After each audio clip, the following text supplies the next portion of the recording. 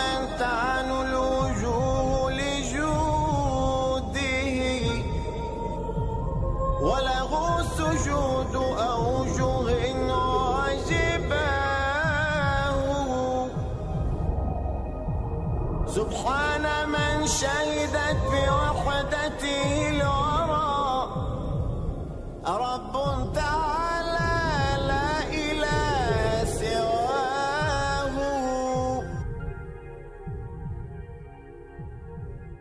This evening, two major belief systems, if you like, who lay claim to the truth are going head to head. No matter which side of the fence that you tend to reside on, okay, by the end of the night, that you will be better informed about atheism and about Islam. Respected Professor Krauss, guests, brothers and sisters, friends, relatives, I greet you with the warmest Islamic greetings of peace. Assalamu alaikum wa rahmatullahi wa barakatuhu. But the question is, can we have an infinite past?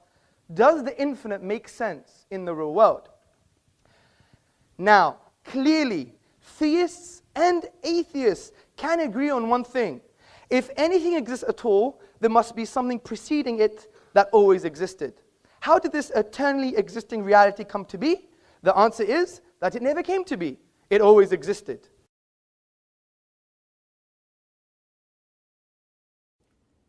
Assalamu alaikum wa rahmatullah. Peace be with you. Welcome again to another episode of our program Past Guidance. With me today, a special brother who's visiting the United States from England, and I'm meeting with him in Irving, Texas. Brother Hamza Tzortzis. He's a da'iyah, meaning a man who calls people to Islam. He is specializing in debating and defending Islam, an apologist also for Islam. His mission is to invite people to see the beauty of Islam. And today we're going to share his story, how he saw this beauty, and see the steps he took on the path of guidance. I hope you enjoyed this program with us, and let me, on your behalf, welcome our brother Hamza today. Welcome, brother, and thank you for being with us. Assalamu alaikum. Wa alaikum salam wa rahmatullah. Thank you for having me. It's a pleasure. What I would like to start with you is to give us and give our viewers a little background about yourself, how you grew up, the environment you grew up with, your education, and geographically, where did you live in Europe before you settled, if you were not born in the United Kingdom? Bismillahir Rahmanir Rahim. My name is Hamza Tzortzis, and I come from a Greek background. Both of my parents are Greek. My dad is from the mainland Greece, born in Athens, but originally from northwest Greece. My mother is ethnically Greek, but born in Cyprus. And they both came to England in the 1970s, and I was born in England, 1980. So that makes me 33 years old. MashaAllah. And I have a brother and a sister, and we're very close, as Greek families are typically quite close. And the kind of environment I was brought up in was essentially, from a socio-economic perspective, a working class environment. Especially for the first 14 years of my life, we lived in very tall apartment blocks. Typically, it would be called a ghetto, like the Bronx, I guess. But then we moved out when I was 14. But during those years, those formative years, my father, he basically didn't like organized religion, but he loved Jesus and some of his sayings, and you could probably best describe my father as a new age humanist stroke spiritualist. Very loving guy. Interesting. Very self-empowered kind of individual. And deep in some ways. And that reflected on us. And we were inspired to investigate about the truth of life. So, in the place where I was being brought up in London, we were very engaging with other cultures and religions. So my first kind of interaction with Islam was at a very young age. It wasn't a direct interaction, but it was more of a cultural interaction. So at school, I would have friends who are Muslim, and I would see some of the cultural practices or the beliefs that they were having. So I was engaged with Islam at a very young age, but the direct engagement came a little bit after. So this engagement was mainly observation, really, just... It was mainly observation, but the direct engagement came when I was in high school. Tell us a little bit about that. How did that happen, the first contact, serious contact? Well, the first serious contact was when I was in science class, and I had a friend who came from Bangladesh. He was born in London, but he's ethnically Bengali or Bangladeshi. And he would basically refrain from doing certain things and talking to certain people. He wouldn't do an unnecessary social interaction with the opposite sex. I found that quite bizarre. And he was like, because we honor women in Islam, and he was linking some of his practices to his beliefs. Beautiful. For me, was quite fascinating, because I was very attracted to that type of different attitudes towards people and different behaviors that were not part of normal society. I found that quite attractive, that he was distinct and honorable in that way. So that was the first type of interaction. But the main interaction is when in the later years at high school, is when I had Muslim friends. I'll go to the mosque once and I prayed Jummah, the Friday prayer. I asked them certain questions, and I found the belief very empowering, because these kids, they were very distinct but empowered with their belief, to the point was as if it was a self-evident truth. And for me, that was quite fascinating. So the more direct engagement came when I went to college. Now, what I mean by college is the 2 years before university. Yes. But in America, you say college means university, but... It means the same thing sometimes. Okay, no worries. Yes. So the few years before university, when I went to college, I basically had a very direct interaction with the Islamic tradition, to the point where people would be more direct in talking to me about the core beliefs, practices. And I was really interested in different cultures, and at the same time I was reading about Buddhism. So I was very fascinated concerning the Buddhist tradition. So you had some interest in this kind of issues, the spirituality? All the time, because my dad brought me up like that. My dad would never talk about money or how to grow a business. My dad would never talk about, you should wear the best clothes or have the materialistic lifestyle. His main concerns were always about character, and also about what it means to exist, the existential questions in life. Who am I? Typical Greek man. I mean, well, this not question really. being raised in Greece. Ancient Greek man, yes. not a Greek man now. Greek Yes. men now, unfortunately, they've been drowned by the tsunami of materialism and avid capitalism. So my father was basically helping us ask and answer the questions: who am I? That's wonderful. What am I? Whose am I? For whom am I? Wow. So all the big questions. So I was always interested in that. That for me was very important, because that gave you meaning. True. Because you could become a doctor, you could become a politician, you could spread peace in the world, and you could cure cancer. But if I didn't have these questions answered, it would be irrelevant. True. Because that would have no meaning. Because if you end in the grave, you just become one buffet. You're just a rearrangement of carbon. So what makes... I like that. What Rearrangement makes... of carbon. Yeah, what makes a chocolate bunny any different from me? If I crush the chocolate bunny, that's just a rearrangement of carbon. True. And if I hang myself or shoot myself or crush myself, why is that any different from a chocolate bunny? From a materialistic, physicalist, scientific perspective, it's just a rearrangement of carbon. Correct. So what makes any difference? There must be some kind of meaning that has a basis for our life. So that's why these questions for me were so important. If you can't answer them, you can't be truly happy.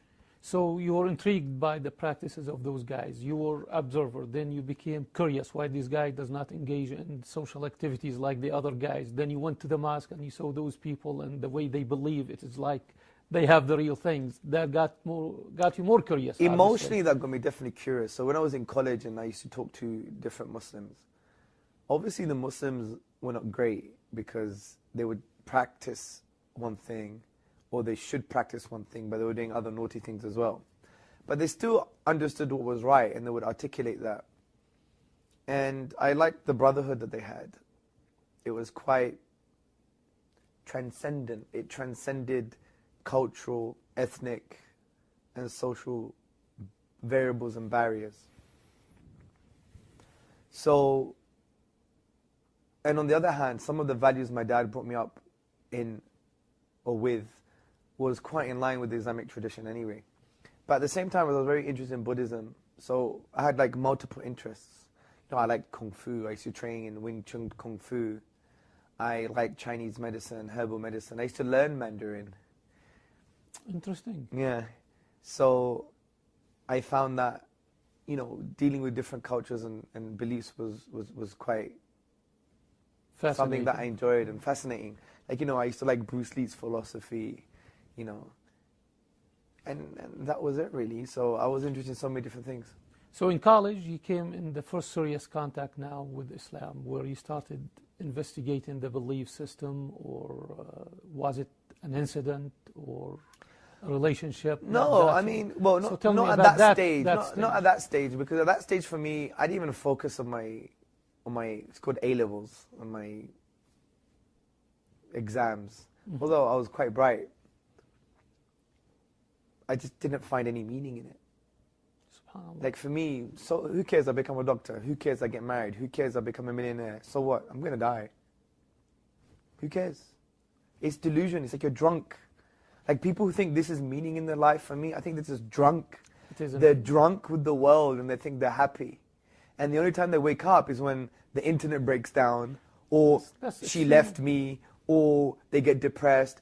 The thing is, people are drunk with life and they think, you know, they have this full sense of self-sufficiency that I'm going to be somebody and look at me. And I was like, I already know I could be like that. I had that capacity. I was very bright. But I didn't really focus on it because I didn't answer the big questions like, who am I? What am I? Whose am I? For whom am I? And maybe on a Friday night, where am I? That's very interesting. For a young man in college, in this age, that is very unique and unusual. Really. But I was very childish as well, don't get me wrong. I still was very juvenile and very kind of, I used to like to joke around and, you know, I had girlfriends and I wasn't like, you know, the serious monk thinking about man, life and the universe.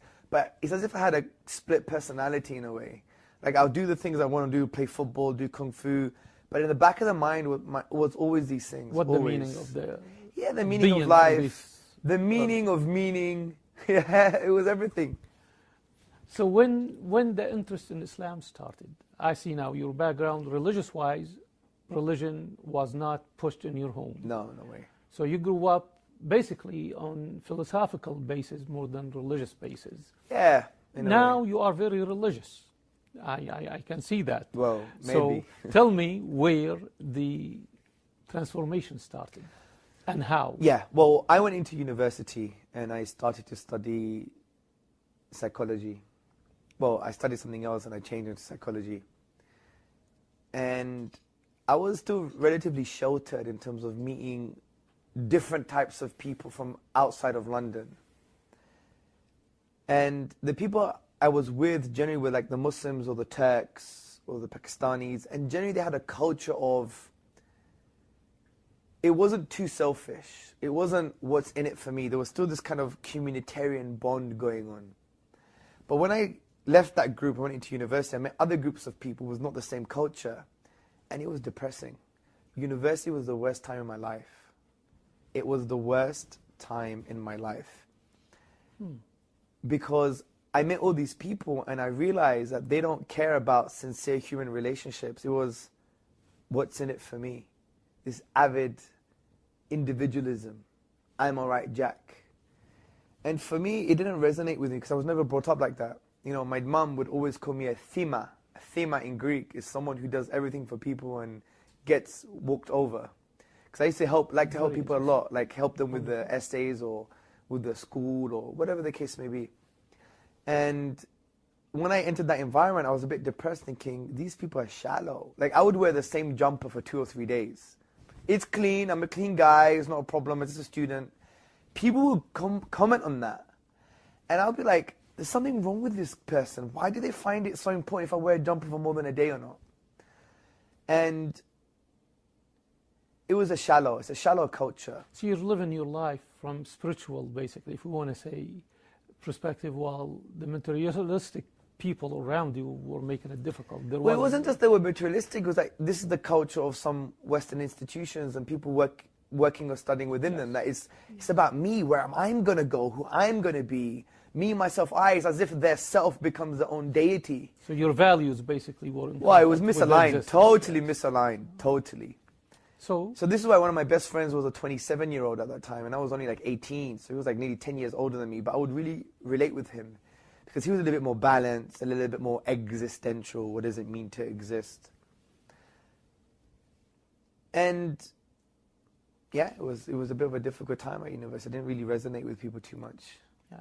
So now, Islam came to your life somehow. Well, it came when I left uni, because I basically, a big issue happened at university and I had to take a year out and redo this module.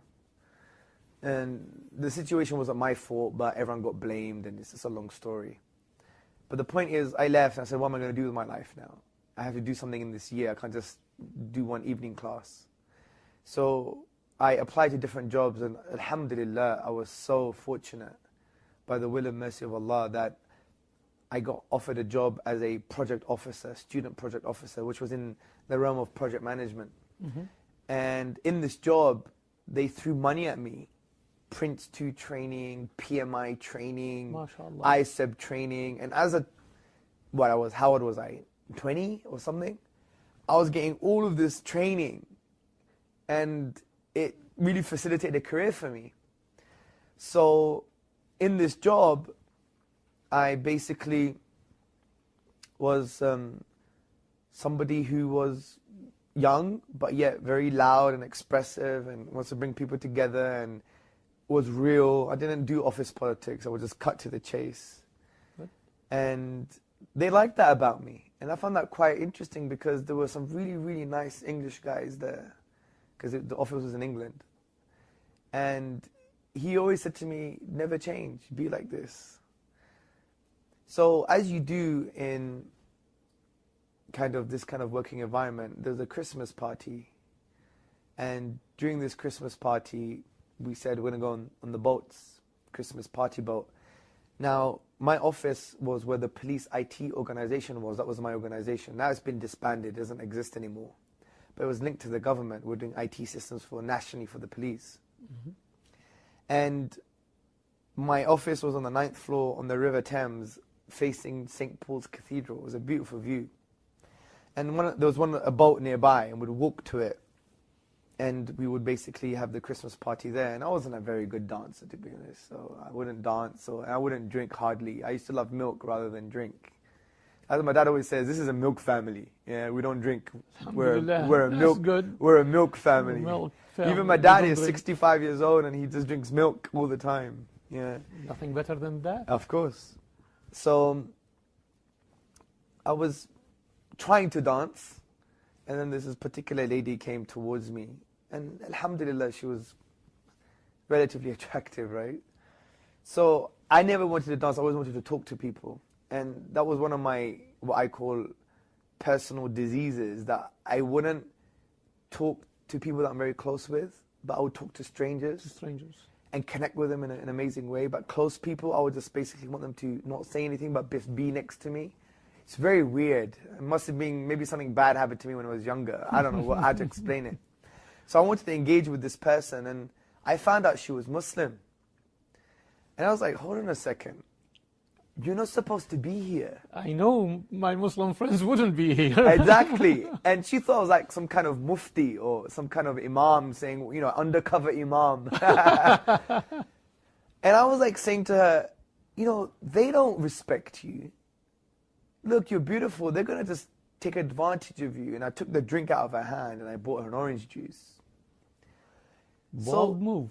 Bold move, but I was always like that. Yeah. So we connected and we exchanged phone numbers, and she spoke about her family, her brothers, her culture. And you could tell she was one of those sisters that really likes Islam and respects it, but there was no love at home. So every time she wanted to come towards Islam, there was a barrier because the people that were representing Islam, there was no love.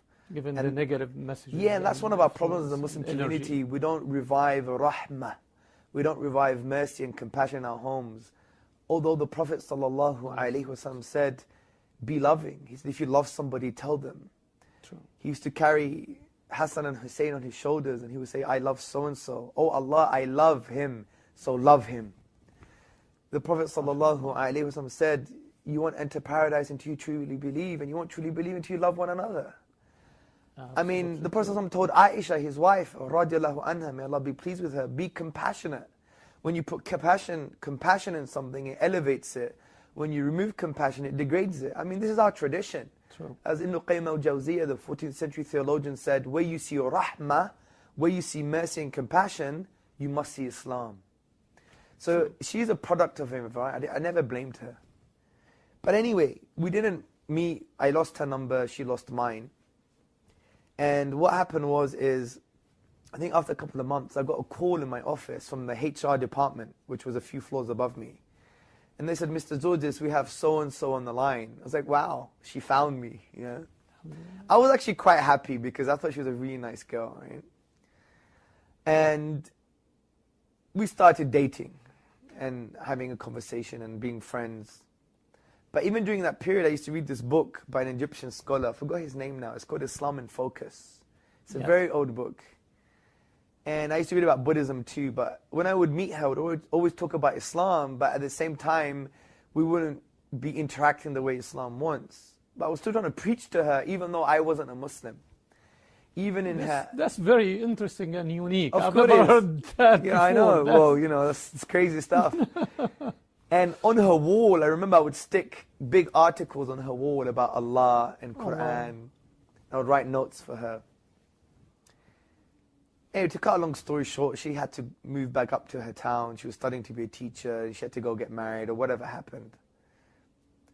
And then she calls me and basically says, after a while, that I just want to let you know that I'm praying 5 times a day and I'm wearing hijab. Yeah. Allah. It's quite special. So,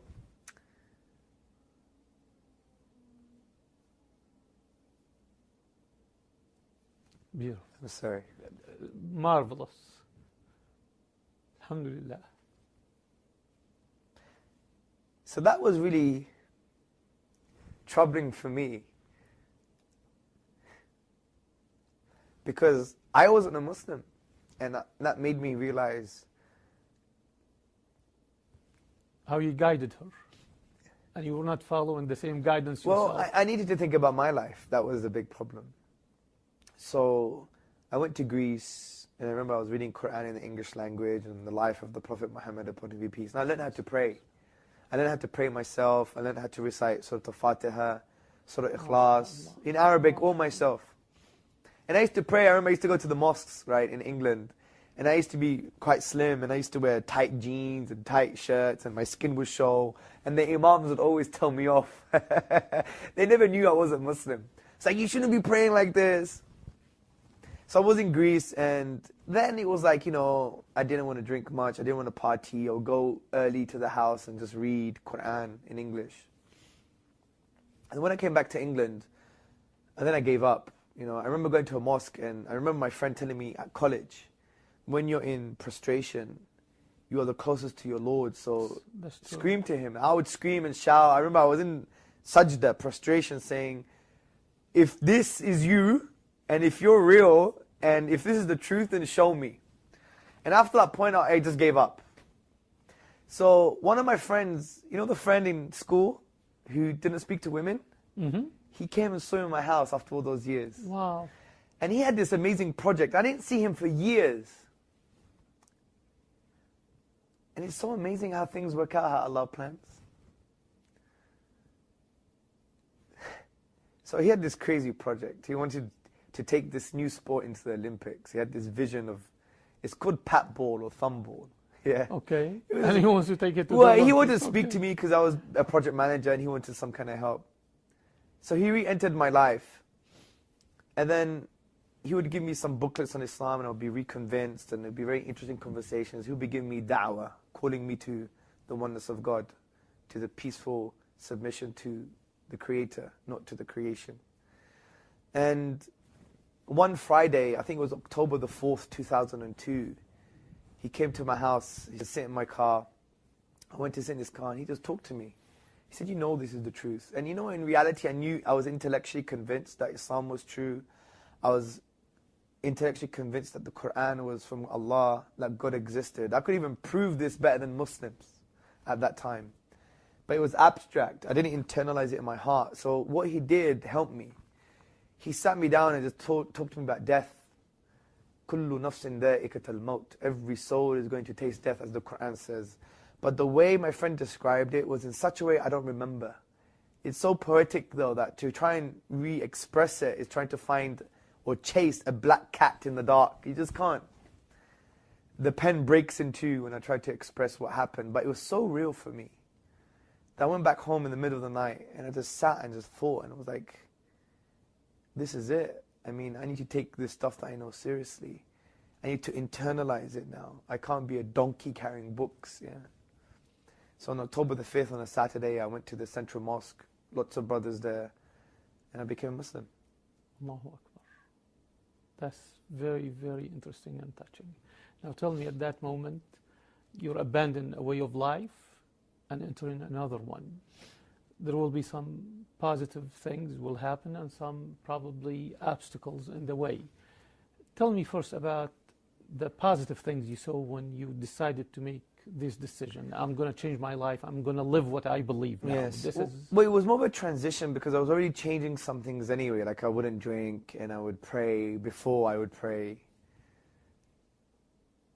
But I think the most amazing thing for me, something which I miss actually, when I became Muslim was the first few months when I would go to the mosque at Fajr time, in the morning time. And it was this amazing feeling.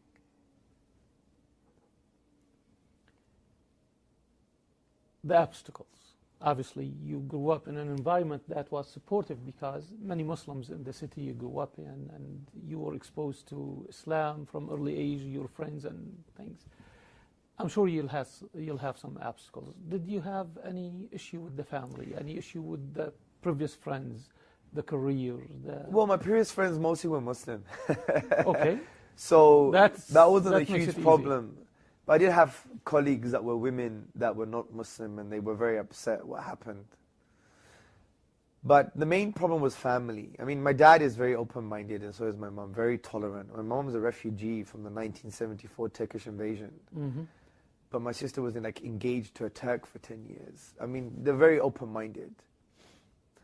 But my dad was mostly upset, not because of the cultural change. Yes, my mom was upset because I changed my name, which I shouldn't. What year was that, by the way? I forgot. This was 2002. Oh, right after 9/11. Now, where Islam is really Yeah, a problem. Yes. I mean, come on, where are you going, eh? Yes. So my dad was upset because he said, why are you going backwards for? The things I taught you was moving away from religion, being progressive, liberal, humanist, spiritual.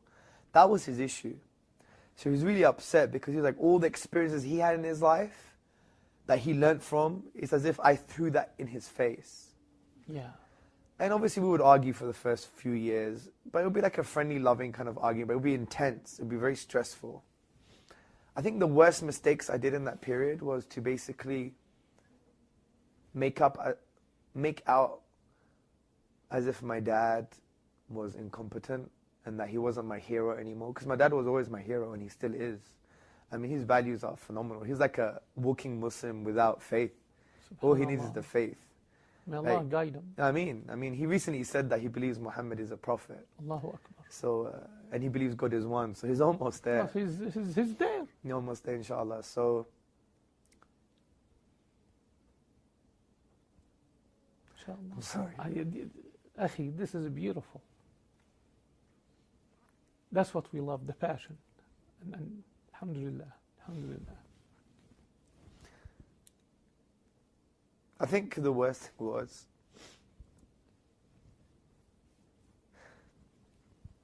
and this advice to new Muslims, that subconsciously, just because you've found the truth, you think everyone who loved you is baseless now. And you want to try and make sure that they're wrong and they're bad. And that's what I tried doing with my father. Because he was a hero to me, but he wasn't Muslim, and I became Muslim, so what do I do with this hero? So I was trying to hack him down, basically, and I would really make him feel really, really bad, or pick the smallest mistakes he did in his life and make them huge. And I'm a father. If my children did that to me, it will be devastating. of course. You know what? He is a very lucky father. He really is. So I was really bad to him for many years. And I went on this kind of psychology course that makes you realize how bad you are, right? Like, it's your fault. Take power in the relationships you have in your life. And I realized that I treated my dad so bad. So I called him up after 6 years or something being a Muslim. I said, Dad, I need to speak to you. He was in Greece nursing my grandfather. My dad was a very nice guy. He was wiping his backside, changing his clothes, and he nursed That's my. a wonderful man. Of course, he nursed my granddad for 3 years, and I never knew he could do it. I was really, really, really, really impressed with my father, because my dad is a very loving guy, but he hates blood and he hates mess. Anyway, so I called my dad. I said, Dad, I want to speak to you. He's like, I hardly speak to him now, right, at that time. He thought something happened to the grandchildren or what's going on. So I said, Dad, I want to let you know that I know you love me. I know you love me, and everything you've done is because you love us. Like my dad used to work for 76 hours in a row.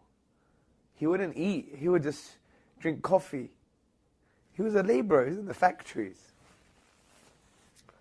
And he wouldn't eat at all. And he would come back tired and shattered. He had lots of varicose veins because he used to iron clothes as well. So I said, everything you did is because you love us. Even the mistakes you've done. And I said to him, you're my hero. He gave all of his inheritance to his brother just to keep his family together. My dad has nothing, zero. We Muslims don't even do that. As you see it, he's a Muslim without knowing Exactly. or without adopting the faith or Yeah. professing the faith. But Of now course. you see it. Like my dad would stay awake for other people to sleep. He would be in poverty for other people to. Like he would make us eat potatoes for 2 weeks, in order for his workers to have some food. That's how it was. May Allah bless him. I mean, so I said to him, "You're just a great guy." I take my hat off. I said, "You're still my hero. We do it different traditions, but you're still my hero. And I love you." And he was crying for 15 minutes, and he hardly cries. I've only seen him cry once or twice in my life. And then he called my mum up in the evening, and he said to my mum that he's ready to die. He felt like a complete parent.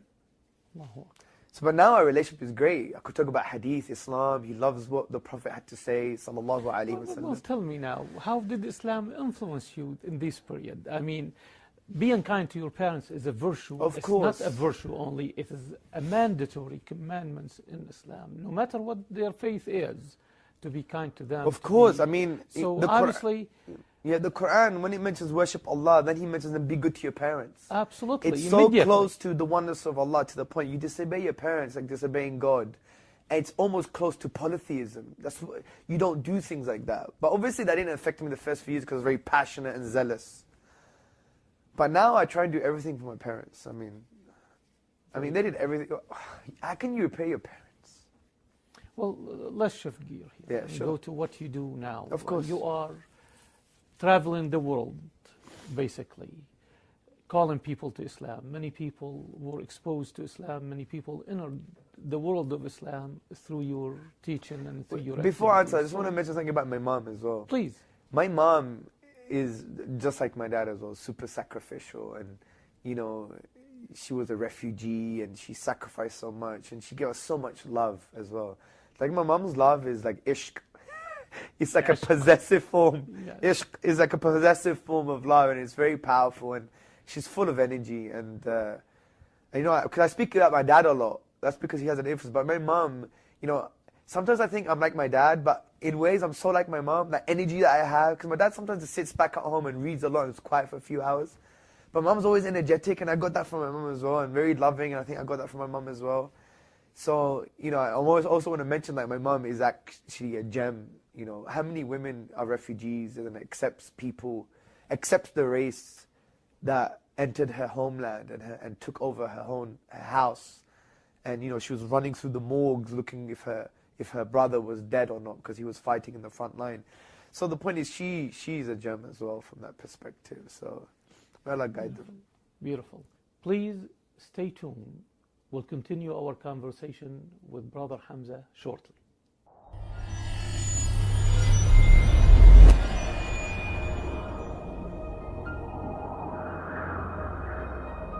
Brothers and sisters and friends, the Quran is an ocean. And we must do tadabbur, reflection and pondering upon this book as Allah tells us. And the more we ponder, we take an ayah, we take a verse, and we find out, what does it mean for me? What does Allah want me to do concerning this verse? How does it affect my spiritual and social DNA? How am I supposed to act and live and behave? How am I supposed to be? Meaning, what kind of state should I be in? So I want to encourage all the brothers and sisters and friends to really engage with the Quran from this perspective, because the Quran wants to be engaged with. Because the Quran was sent down for the whole of humanity, and human beings are thinking human beings. So Allah, the divine reality, the Lord of everything that exists, is telling us, engage with His word, with His eternal word. And I believe if we engage with it and we ponder upon it, we can really find solutions for all of life, but particularly our spiritual life and for our moral and ethical lives.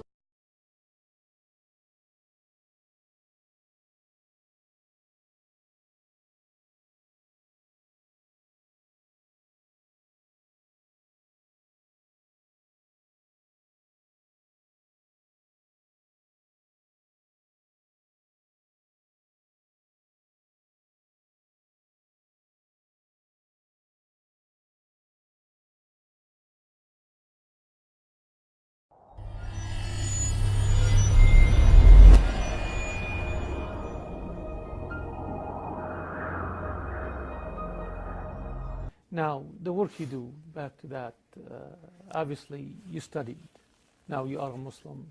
And by the way, this reminds me of Oprah Winfrey. It's like the Oprah show. Well, you're genuine, brother. Yeah, well, sure. You really are. Sure. And I would like to tell your dad, you should be proud of this man.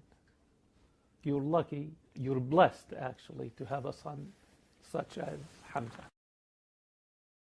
Sure. And what I want to touch on now with you is, you entered Islam, and from the short time I've listened to you, I interacted with you, you expressed a great amount of knowledge. So obviously now you are on a path of, I don't know, was it searching or enhancing yourself, elevating yourself? Can you talk about this period of time, preparing yourself as a Muslim?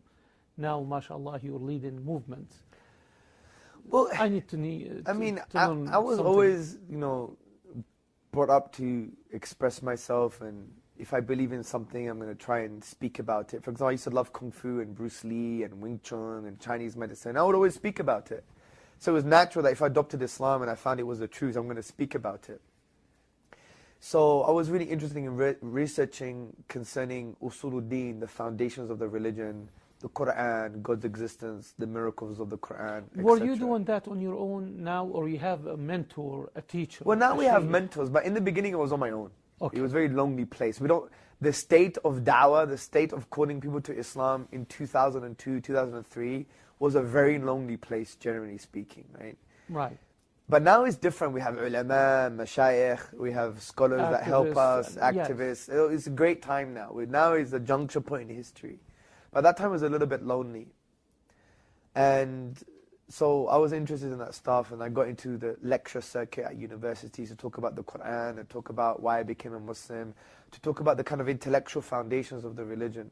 Great. So since then, that's what we've been doing. We've been engaging with atheist academics, and we've been talking about Islam and writing and reading, and we've done lots of mistakes.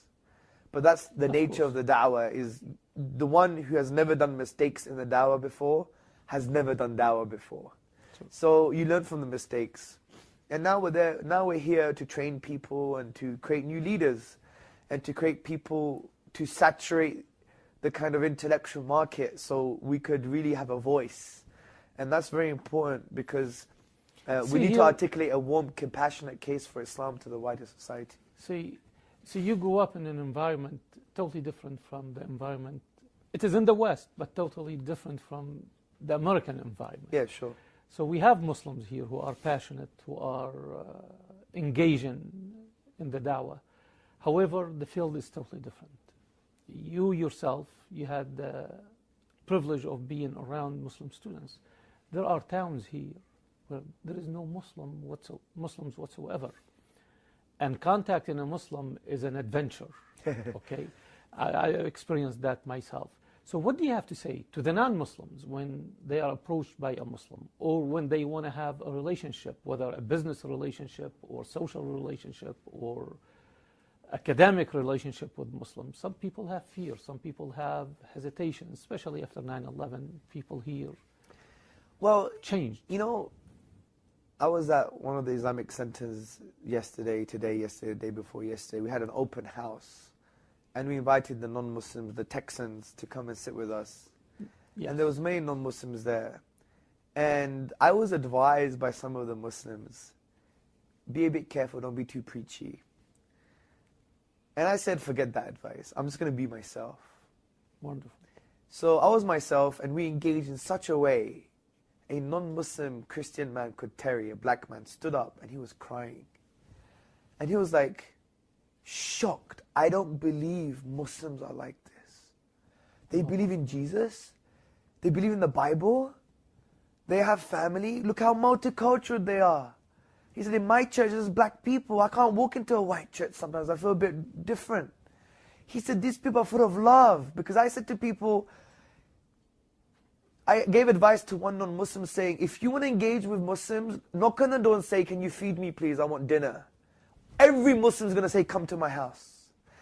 And he was shocked by, I got everyone to agree that if any non-Muslim says, I want to come to your house for dinner, they would facilitate that. And he was shocked that people were so proactive in facilitating that kind of communal harmony. And we sat with him after, and he was crying. He was like, I'm 55 years old, man. He was like this.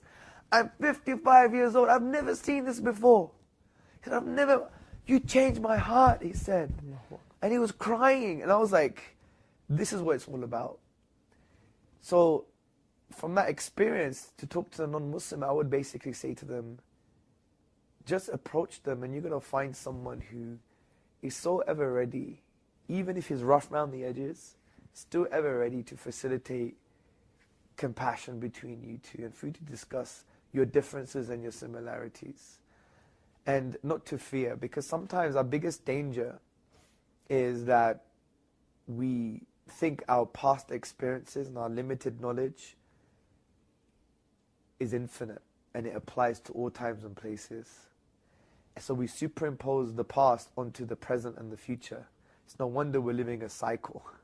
Nothing changes because we always use the past to influence the present and the future. What we need to do is to divorce that and say, right, whatever I saw on Fox News, or whatever I saw on the media, or whatever I saw with another person, or my interactions and experiences are just that, past experiences. If you learn to divorce them from the true reality, from the present, then you always come towards new realities with a blank canvas. And that means you'll have a new realm of possibility to achieve what you can with others and connect with them in ways that you've never connected before. And that's what we need to do. And this is quite Quranic as an ethic, because Surah Baqarah, chapter 2, verse 30, God says He's going to send down Adam as a vicegerent to take care of the world, the earth. What do the angels say? You're going to send someone that's going to create bloodshed? And God, Allah says, I know that which you do not know.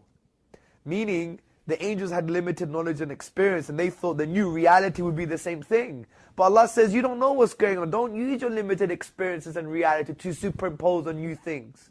It's always new and fresh.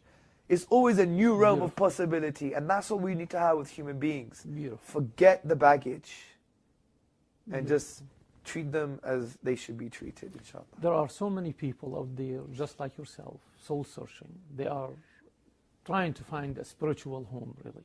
Yourself, you were in that mode before you became a Muslim, and the trigger was this conversation with a friend about death. How do you advise, or what would you say to the Muslims who are trying with some people they know, whether a relative or a friend or a neighbor or a colleague, and this person is almost there? So what would you tell them so they can make that switch, and that night happens to them, so they can go and think, and the next morning they say, this is the path I want to choose? The Quran as a percentage gives us the approach. Like 90% of the Quran is emotional, spiritual, 10% is intellectual.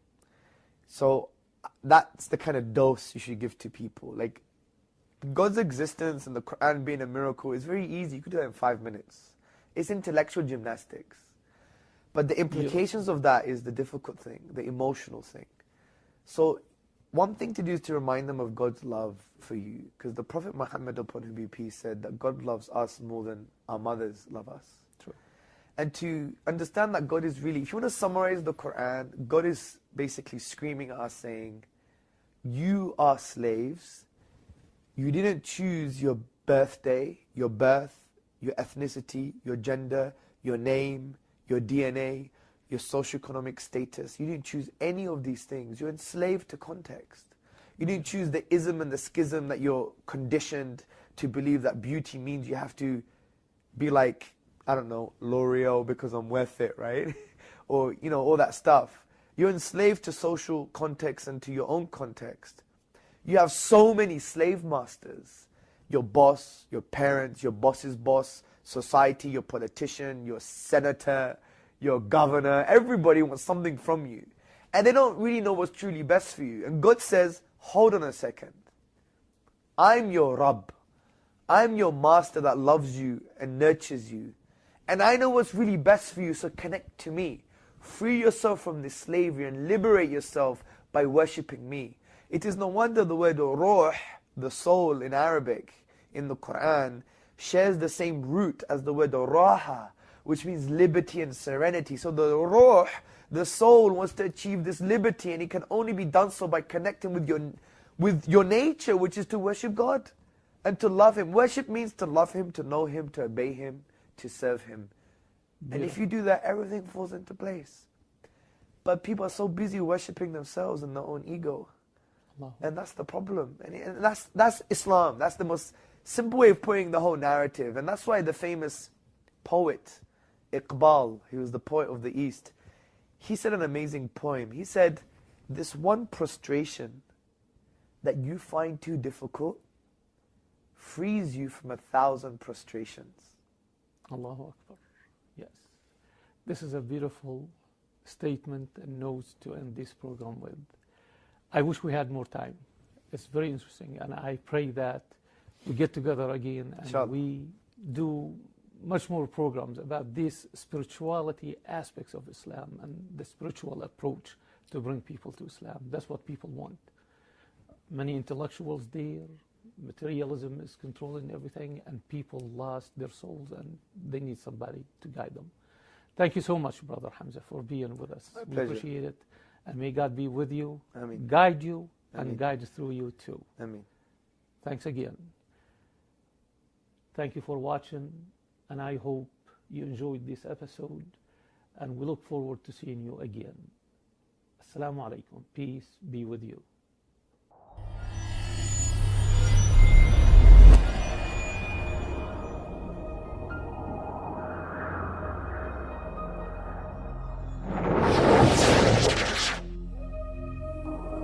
سبحان من تعن الوجوه لجوده وله سجود أوجه عجباه. سبحان من شهد